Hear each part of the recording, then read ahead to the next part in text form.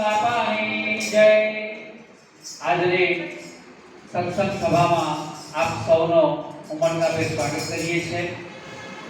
વિક્રમ સંવતનો આ વર્ષ હવે પૂરું થવાની તૈયારીમાં છે.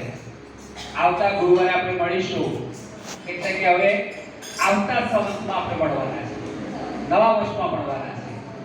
એ ભાઈ બીજનો તહેવાર હશે એ દિવસે, બરાબર, બુધવારે બેસતું વર્ષ છે. એટલે સૌપ્રથમ તો દિવાળી પર્વની સર્વને શુભેચ્છા અને નવા વર્ષના સૌને નૂતન વર્ષ અભિનંદન.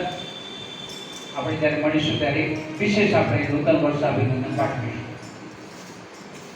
જલારામ ટ્રસ્ટ દ્વારા વિવિધ યોજનાઓના ભાગરૂપે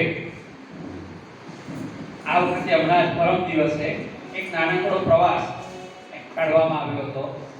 જરૂરિયાતમંદ વ્યક્તિઓ એની અંદર આવી શકે એવો આશય હતો એની અંદર, અને એ પ્રમાણે અહીંથી શામળાજી, આપણા વિસ્તારની અંદર શામળાજી લગભગ કલાક જેવો દર્શન વગેરે, ત્યાર પછી લક્ષ્મીનારાયણ અન્નક્ષેત્ર છે પરમ પૂજ્ય ડોંગરેજી મહારાજની કથા દ્વારા નિર્મિત થયેલું. ત્યાં ગાડી સુંદર મજાનો સાત્વિક ભોજન પ્રસાદ, અને ત્યાર પછી જૂના ભવના મંદિરમાં શંકર દાદાના એક સરસ મજાનું એમની આપણને એવી સરસ મજાની અનુભૂતિ થાય, પવિત્રમય એવી જગ્યાએ લગભગ 2 કલાક જેવો સમય ત્યાં ગાળ્યો.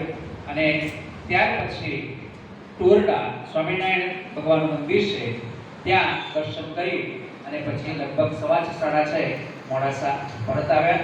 બહુ સરસ પ્રવાસ રહ્યો, અને પ્રવાસ માટે નરેશ કાકાને પણ અભિનંદન આપીએ, એટલા ઓછા વિઠ્ઠલ કાકાને પણ આપીએ, અને જયેશભાઈ આપણા એમને પણ ખૂબ મહેનત કરી હતી.